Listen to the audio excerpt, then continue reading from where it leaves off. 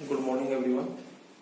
पिछले वीडियो में हमने लेंथेनाइड संकुचन के कारण जो उत्पन्न प्रभाव है, परिणाम जो थे, उनकी बात हमने की थी कि लेंथेनाइड संकुचन के डी ब्लॉक के तत्वों पर यानी फर्स्ट, सेकंड और थर्ड ट्रांजिशन सीरीज एलिमेंट्स पर क्या प्रभाव पड़ता है वो हमने देख लिया था। उसके बाद हम बात कर रहे हैं कि लेंथेनाइडों के संकुल निर्माण। हम लेंथेनाइड वाला चैप्टर पढ़ रहे हैं, तो उसमें आगे बढ़ते हुए कि लेंथेनाइडों में संकुल निर्माण क्या प्रोसेस है और क्या होता है। देखिए, हम लोग ये तो जानते ही हैं और ये हम पढ़ भी चुके हैं कि डी ब्लॉक के एलिमेंट जो हैं वो बहुत ज्यादा मात्रा में संकुल बनाते हैं। उनके संकुलों की संख्या बहुत ज्यादा है, यानी वो बहुत आसानी से संकुलों का निर्माण कर लेते हैं। लेकिन लेंथेनाइड जो है वो उतनी आसानी से संकुलों का निर्माण नहीं करते हैं, वो बहुत कम संख्या में संकुल बनाते हैं और उनमें संकुल बनाने की प्रवृत्ति या उनके संकुलन की प्रवृत्ति बहुत कम होती है। उसका क्या कारण है? देखिए, पहली बात तो आप ये समझ लीजिए कि कोई भी तत्व जो होता है या कोई भी आयन जो होता है वो संकुल या उसकी संकुलन की प्रवृत्ति उतनी ही ज्यादा होगी अगर उसका आकार कम है और आवेश उस पर ज्यादा है। तो संकुल निर्माण के लिए दो शर्तें हैं, पहला है आकार का कम होना और दूसरा है आवेश का अधिक होना।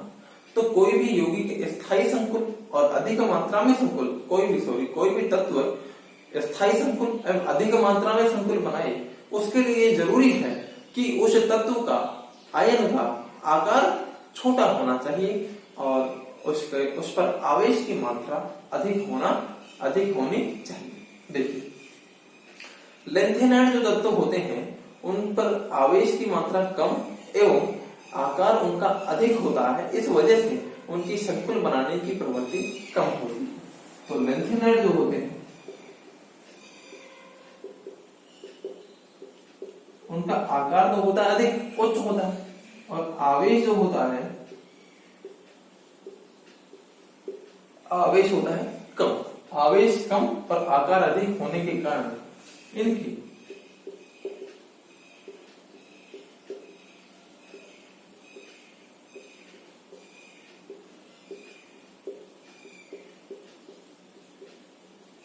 संकुलन की प्रवृत्ति इनकी क्या हो जाती है? कम हो जाती है। एक हम एग्जांपल की बात करें कि लेंथेनाइड 3+ ऑक्सीडेशन स्टेट दर्शाते हैं। लेंथेनाइड 3+ ऑक्सीडेशन स्टेट में इनकी आयनिक त्रिज्याएं जो होती हैं वो 1.03 एंगस्ट्रॉम है ना, लेंथेनम की 1.03 एंगस्ट्रॉम से शुरू होती हैं और ल्यूटीशियम तक ये 0.85 एंगस्ट्रॉम पर खत्म हो जाती है। यानी लेंथेनाइड्स की आयनिक त्रिज्याएं +3 ऑक्सीडेशन स्टेट में आयनिक त्रिज्याएं 0.85 से 1.03 एंगस्ट्रॉम के बीच की होती है। जबकि अगर हम बात करें क्रोमियम 3+, ये भी त्रिधनात्मक है सारे और ये भी त्रिधनात्मक है, +3 ऑक्सीडेशन स्टेट में इसकी आयनिक जो त्रिज्या होती है वो 0.64 एंगस्ट्रॉम होती है। कितनी होती है? 0.64 एंगस्ट्रॉम होती है। अगर हम Fe की बात करें तो उसकी आयनिक त्रिज्या 0.60 एंगस्ट्रॉम होती है।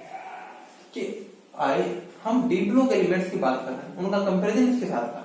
तो डी ब्लॉक एलिमेंट्स की हम देख रहे हैं आयनिक त्रिज्याओं के मान 0.64, 0.60 एंगस्ट्रॉम और यहाँ पर 0.85 से शुरू होकर के और 1.03, यानी कि लेंथेनाइड की +3 ऑक्सीडेशन स्टेट में आयनिक त्रिज्याएं डी ब्लॉक की एलिमेंट्स की +3 ऑक्सीडेशन स्टेट में आयनिक त्रिज्याओं से लगभग 1.5 से 2 गुना होती है। जबकि आवेश दोनों पर समान है, लेकिन उनकी आयनिक त्रिज्याएं, उनके आकार का मान जो है वो 1.5 से 2 गुना ज्यादा है। इस वजह से उनकी संकुल बनाने की प्रवृत्ति इन डी ब्लॉक एलिमेंट से कम होती है और इसीलिए लेंथेनाइड्स के संकुल बहुत कम पाए जाते हैं। चलिए, ये तो बात थी कि लेंथेनाइड जो है उनके संकुल बनाने की प्रवृत्ति कम क्यों है और उनके संकुल कम क्यों पाए। अब हम आगे बात कर रहे हैं कि फिर भी लेंथेनाइड की +3 ऑक्सीडेशन स्टेट में उनके संकुलन है या नहीं है और किन के साथ है, उसके बाद हम अब देखते हैं।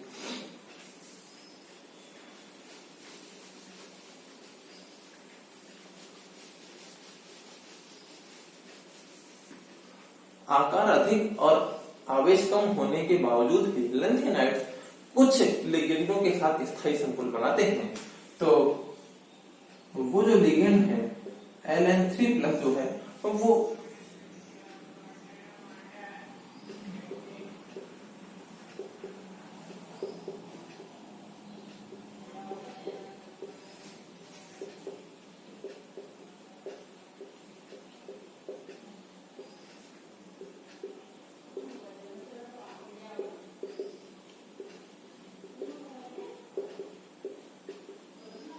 लेंथेनाइड जो होते हैं वो कठोर क्षारकीय लिगेंडों के साथ जो है स्थायी संकुल बनाते हैं। अब ये कठोर क्षारकीय लिगेंड क्या होते हैं? ऐसे लिगेंड जिनमें डोनर एटम जो है, कौन सा एटम? डोनर एटम उच्च विद्युतीयता का तत्व होता है, यानी उच्च विद्युतीयता उस पर आवेश उसकी विद्युतीयता उच्च होनी चाहिए और आकार उसका क्या होना चाहिए? कम होना चाहिए। तो डोनर एटम जिनमें फ्लोरीन हो, ऑक्सीजन हो, नाइट्रोजन हो। अगर किन्हीं भी लिगेंडों में डोनर एटम फ्लोरीन है, ऑक्सीजन है या नाइट्रोजन है तो ऐसे लिगेंड कठोर क्षार कहलाते हैं। तो ऐसे लिगेंड वाले, ऐसे डोनर एटम वाले लिगेंड जो है उनके साथ में लेंथेनाइड्स वो स्थायी संकुलों का निर्माण करते हैं। किनके साथ में? कि ऐसे लिगेंड्स जिनमें डोनर एटम उच्च विद्युतीयता एवं कम आकार वाले होते हैं। जिनमें डोनर एटम उच्च विद्युतीयता एवं कम आकार वाले होते हैं, ऐसे लिगेंड कठोर क्षार के लिगेंड कहलाते हैं। तो उनके साथ लेंथेनाइड जो है वो क्या करते हैं? स्थायी संकुलों का निर्माण करते हैं। अब देखिए ऐसे लिगेंड कौन से हैं, तो उसमें एग्जांपल की हम बात करते हैं। एक आपने लिखा होगा EN जो होता है वो होता है एथिलीन डाइएमीन।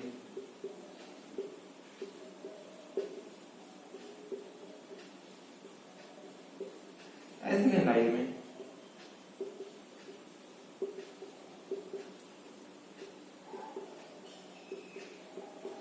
इसमें दोनों नाइट्रोजन जो है ये डोनर एटम है। दोनों नाइट्रोजन क्या है? डोनर एटम है। ये बाइडेंटेड लिगेंड है, यानी एक साथ जो है वो दो लोन पेयर दे सकता है। तो बाइडेंटेड लिगेंड है एथिलीन डाइएमीन। इसी इसमें नाइट्रोजन डोनर एटम है ये दोनों, तो इसके साथ लेंथेनाइड्स क्या है? स्थायी संकुल बनाते हैं। ऐसे ही एक है EDTA। ये हम ऑक्साइड संयोजन यौगिक जब पढ़ेंगे तो हमें समझ में आ जाएगा कि EDTA क्या है। एथिलीन डाइएमीन टेट्राएसीटेट ये लिगेंड है। इसमें 6 डोनर एटम होते हैं, हेक्साडेंटेड लिगेंड है। हेक्साडेंटेड लिगेंड में 2 लोन पेयर जो है वो 2 नाइट्रोजन द्वारा दिए जाते हैं और 4 लोन पेयर 4 ऑक्सीजन द्वारा दिए जाते हैं। तो ये हेक्साडेंटेड लिगेंड, इसके साथ भी EDTA के साथ भी ये लेंथेनाइड जो है वो स्थायी संकुलों का निर्माण करते हैं। तो नाइट्रोजन और ऑक्सीजन वाले जो लिगेंड हैं उनके साथ ये स्थायी संकुलों का निर्माण कर लेते हैं। चलिए, तो ये तो बात हुई इनके संकुल बनाने की, कब बनाते हैं, स्थायी संकुल किसके साथ बनाते हैं। अब बात करते हैं कि इनके स्थायी संकुल जो है उनके स्थायित्व का क्या क्रम होगा, कैसे होगा। देखिए कोई भी आयन जो होता है अगर उस पर आवेश का मान बढ़ता जाता है, आकार का मान कम होता है और आवेश का मान बढ़ता जाता है तो उसके संकुलन की प्रवृत्ति बढ़ती जाती है, अर्थात उसके संकुल जो होते हैं वो स्थायी संकुल बनते हैं। तो हम देखते हैं Ln जो है वो 2 प्लस ऑक्सीडेशन स्टेट भी दर्शाते हैं। Ln जो है लेंथेनाइड जो है वो 3 प्लस ऑक्सीडेशन स्टेट भी दर्शाते हैं। लेंथेनाइड जो है वो 4 प्लस ऑक्सीडेशन स्टेट भी दर्शाते हैं। तो 3 प्रकार की ऑक्सीडेशन स्टेट पाई जाती है। और अगर तीनों प्रकार की ऑक्सीडेशन स्टेट्स में अगर लेंथेनाइड संकुलों का निर्माण करें तो जैसे जैसे आवेश का मान बढ़ता जाएगा वैसे वैसे इनके संकुलों के स्थायित्व का क्रम भी बढ़ता जाएगा, तो इनके संकुलन की प्रवृत्ति भी बढ़ती जाएगी। इनके संकुल बनाने की प्रवृत्ति भी बढ़ती जाएगी, यानी +2 से +3 वाले, +3 से +4 वाले ज्यादा स्थायी संकुलों का निर्माण करते हैं।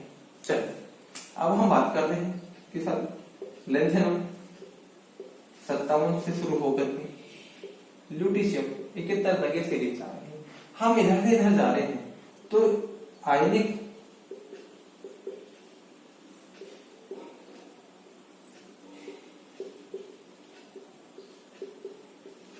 त्रिज्या क्या होगी? आयनिक त्रिज्या कम होगी, आयनिक त्रिज्या घट रही है। तो आयनिक त्रिज्या घटने के कारण जो है इधर से इधर जा रहे हैं तो इनके संकुलन की प्रवृत्ति बढ़नी चाहिए। तो वाकई लेंथेनम से ल्यूटीशियम तक जाते हैं तो इस सारणी में, इस सीरीज में 22 से दाएं जाते हैं तो इनके संकुलन की प्रवृत्ति बढ़ती जाती है, अर्थात लेंथेनम से ल्यूटीशियम तक जाते हैं तो इनके स्थायी संकुल बनाने की प्रवृत्ति बढ़ती जाती है। चलिए फिर है कोऑर्डिनेशन नंबर के अकॉर्डिंग। कोऑर्डिनेशन नंबर को हम पहले भी बता चुके हैं, एक बार दोबारा से बताया है। कोऑर्डिनेशन नंबर यानी उपसंयोजन संख्या। कोई भी संकुल जो बनता है उस संकुल में केंद्रीय परमाणु होता है, जो हम किसी भी धातु को लेते हैं, जैसे हम लिथियम की बात कर रहे हैं तो लिथियम केंद्रीय धातु परमाणु होगा और उसके चारों तरफ लिगेंड जुड़े रहेंगे। जैसे हमने अभी बात की एथिलीन डाइमीन एक लिगेंड है, ऐसे ही हमने ईडीटी एक लिगेंड है, तो ये लिगेंड उसके चारों तरफ जुड़े रहेंगे। तो कोऑर्डिनेशन नंबर क्या होता है कि किसी भी लिगेंड और केंद्रीय धातु परमाणु के बीच में बने हुए उपसह संयोजन बंधों की संख्या को हम कोऑर्डिनेशन नंबर कहते हैं कि total number of coordinate bond in between the central atom and donor atom of the ligand, कि लिगेंड के डोनर एटम और सेंट्रल एटम के बीच में बने हुए कुल कोऑर्डिनेट बॉन्ड या उपसह संयोजन बंधों की संख्या को हम कोऑर्डिनेशन नंबर कहते हैं। तो डी ब्लॉक के एलिमेंट जो होते हैं, कौन से elements? D block elements.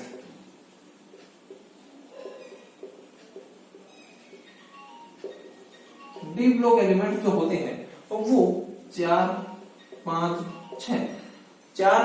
6 coordination number के संकुल बनाते हैं। किन ऐसे संकुलों का निर्माण करते हैं जिनमें लिगेंड और सेंट्रल एटम के बीच में 4 बॉन्ड, 5 बॉन्ड या अधिकतम 6 बॉन्ड होते हैं, वही संकुल ज्यादा मात्रा में पाए जाते हैं और स्थायी भी होते हैं।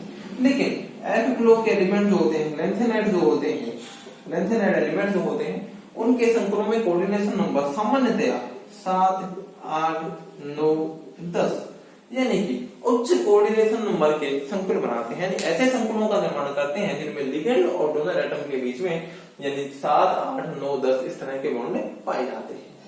तो हम ये कह सकते हैं कि इनमें संकुल बनाने की प्रवृत्ति कम है, लेकिन ये ऐसे संकुलों का निर्माण करते हैं जिनमें सेंट्रल एटम और लिगेंड के बीच में बॉन्डों की संख्या ज्यादा होती है। तो ये एक सामान्य जानकारी थी संकुल निर्माण की। संकुल निर्माण से संबंधित क्या क्या बातें हैं, लेंथेनाइड्स जो है वो किस प्रकार से संकुल बनाते हैं, उनकी संकुलन प्रवृत्ति क्या होती है और क्या नहीं होती है। चलिए हम आगे देखते हैं। इसके बाद संकुल निर्माण के बाद है कि इनकी प्राप्ति एवं खनिज।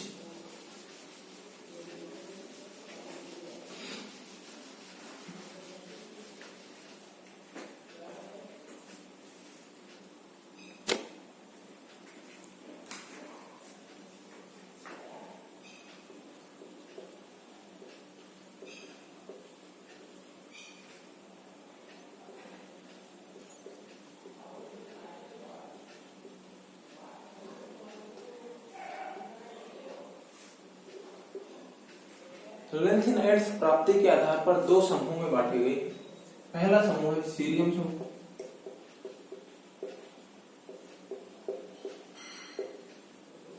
और दूसरा समूह है इट्रियम समूह।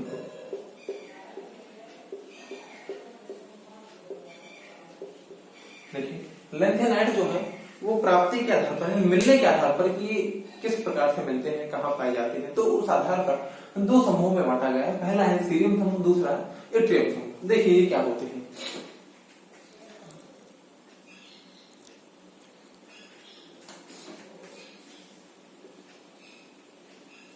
लेंथेनम 57 से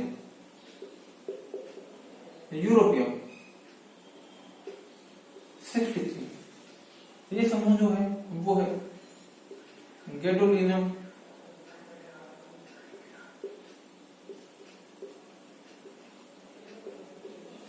ल्यूटीशियम 71।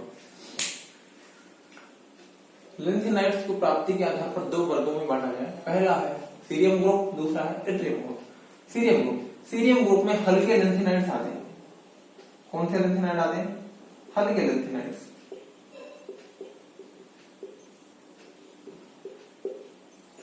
और इसमें आते हैं भारी लेंथेनाइड्स।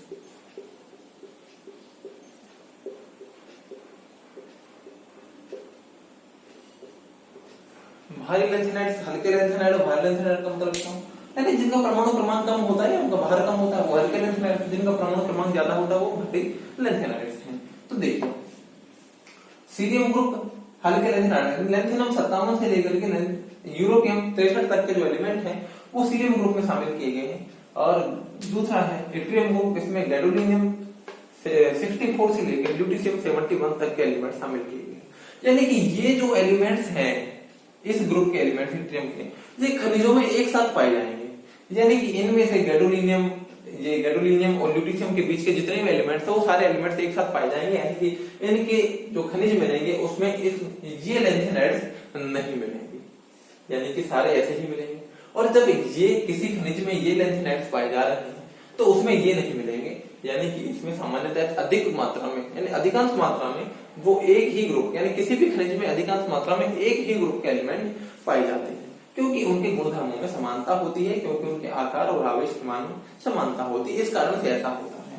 तो सीरियम ग्रुप का तो ये हो गया, ये सीरियम, इसमें सीरियम शामिल है। इसको इट्रियम ग्रुप इसलिए कहते हैं क्योंकि इसमें जो एलिमेंट्स हैं उन एलिमेंट्स की प्रॉपर्टी जो है वो इट्रियम से मैच करते हैं। जैसा कि अभी हमने बताया था कि इट्रियम त्रिधनात्मक अवस्था में, त्रिधनात्मक आयन के रूप में उसकी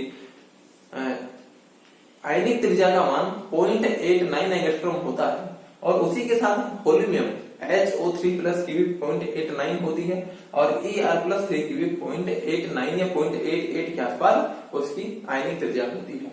तो इट्रियम की समानता भारी लैंथेनाइडों के साथ होने के कारण इट्रियम इन लैंथेनाइडों के साथ खनिजों में पाया जाता है। इसलिए इस पूरे ग्रुप को हम इट्रियम ग्रुप कह देते हैं, क्योंकि इन लैंथेनाइडों में इट्रियम काफी अधिक मात्रा में, प्रचुर मात्रा में पाया जाता है, जबकि इनमें जो है ये सीरियम प्रचुर मात्रा में पाया जाता है।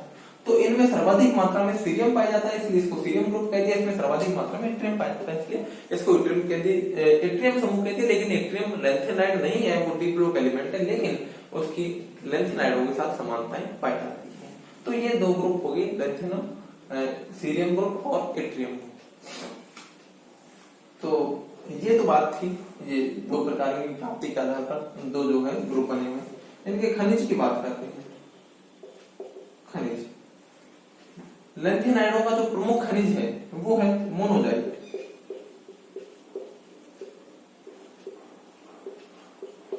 जो प्रमुख खनिज है वो है मोनोजाइट। उसके अलावा जो खनिज है वो जीनोटाइप।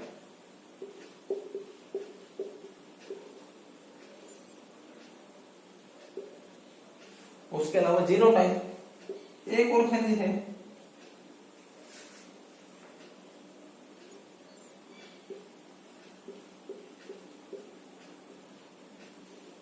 बेसनेसाइट।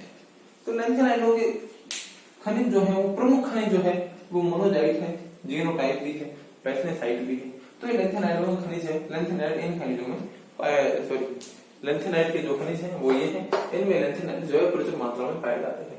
पहले लैंथेनाइड्स बहुत कम मात्रा में पाए जाते थे, लेकिन आजकल तो लैंथेनाइड्स काफी ठीक ठाक मात्रा में पाए जाने लग गए हैं, उनको एक्सट्रैक्ट करना शुरू कर दिया है। तो ये थी लैंथेनाइडों की बात है कि लैंथेनाइड, हमने चैप्टर में लैंथेनाइड क्या होते हैं और उनकी क्या जानकारी है, सारी बात हमने इस चैप्टर में कर ली है, और उनके दो समूह भी बता दिए और उनके खनिज क्या है उसकी बात भी हमने कर ली है। तो इसी के साथ लैंथेनाइड जो है वो चैप्टर खत्म हो जाता है। इसके साथ ही लैंथेनाइड कुछ कंपाउंड्स हैं, कुछ यौगिक हैं, जिनके बारे में हल्की सी बात हम एक बार से देख लेते हैं।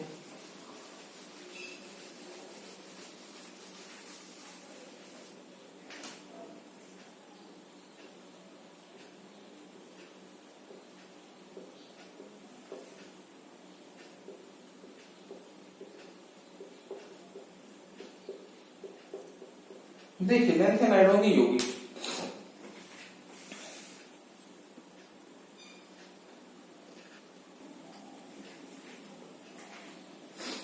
देखिए लैंथेनाइड के यौगिक की हम एक बार बात कर लेते हैं कि लैंथेनाइड्स के यौगिक क्या यौगिक हैं और कैसे बनाए जाते हैं। देखिए पहला है CeO2।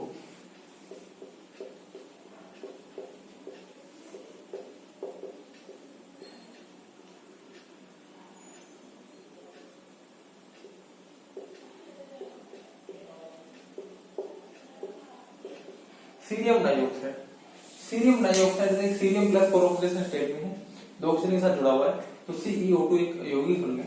CeO2 यौगिक को बनाने के लिए सीरियम के ऑक्सीजन के साथ क्रिया करवाते हैं, यानी सीरियम को ऑक्सीजन के साथ गर्म करते हैं तो सीरियम डाइऑक्साइड बन जाता है।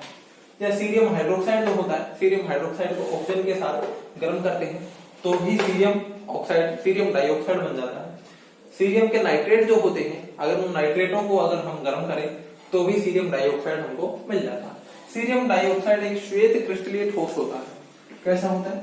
श्वेत क्रिस्टलीय ठोस होता है। सीरियम डाइऑक्साइड जो है, अगर इसकी रिएक्शन हम क्षारों के साथ करवाएं तो एक जलयोजित ऑक्साइड बन जाते हैं, CeO2 ये क्या हो गया?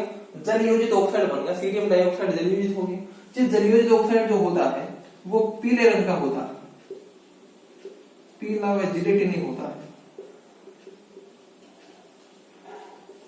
तो सीरियम डाइऑक्साइड के क्षारों से क्रिया करवाने पर एक श्वेत जो क्रिस्टलीय ठोस था वो पीले एवं जिलेटिनी ठोस में क्या हो गया? पीले एवं जिलेटिनी अवशेष में बदल गया है, यानी वो जलयोजित हो जाता है। नेक्स्ट जो यौगिक है वो है CeSO4 का hold twice, Seric sulphate.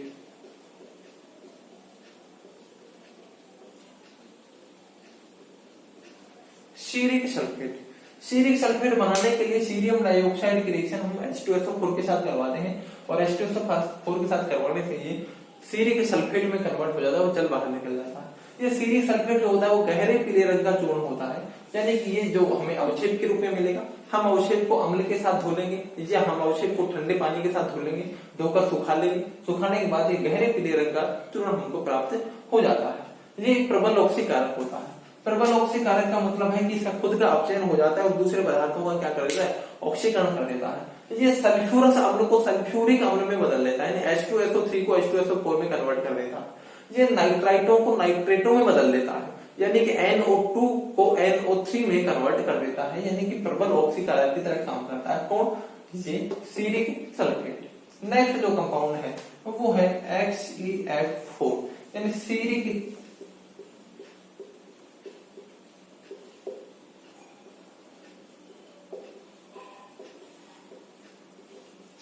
Fluoride, यानी CeX4 की हम बात करें तो सीरिक हैलाइड है। सीरिक हैलाइडों में सीरिक फ्लोराइड ही केवल स्थायी रहता है।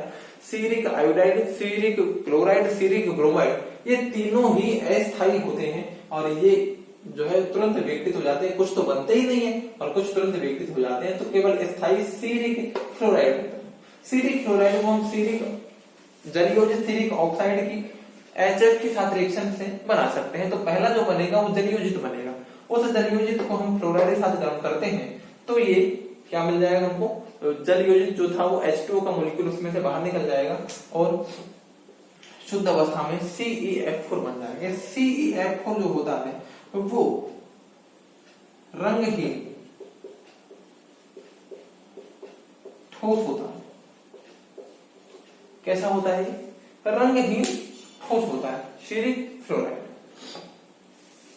तो ये थे लेंथेनाइड्स के यौगिक। इसके अलावा लेंथेनाइड्स के जो हैं वो ऑक्साइड और होते हैं।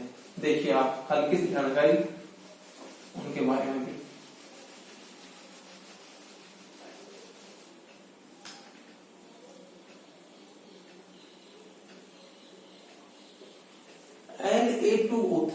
Na2O3 का उपयोग कांच में किया जाता है। किसमें?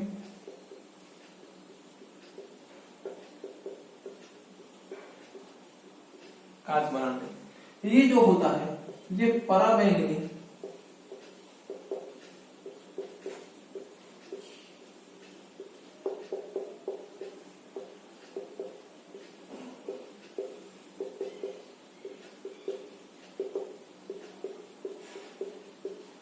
ये जो होता है ये पराबैंगनी विकिरणों क्या कर लेता है? अवशोषित कर लेता है। तो लेंथेनम का ऑक्साइड जो है देखिए पराबैंगनी विकिरणों को अवशोषित करने की क्षमता रखता है, इसलिए इसका उपयोग कांच बनाने में किया जाता है। कांच में इसको हम 1% इसको 1% हम कांच में मिला देते हैं तो पराबैंगनी विकिरणों से रक्षा करने वाले कांच बन जाते हैं। इसके अलावा Na2O3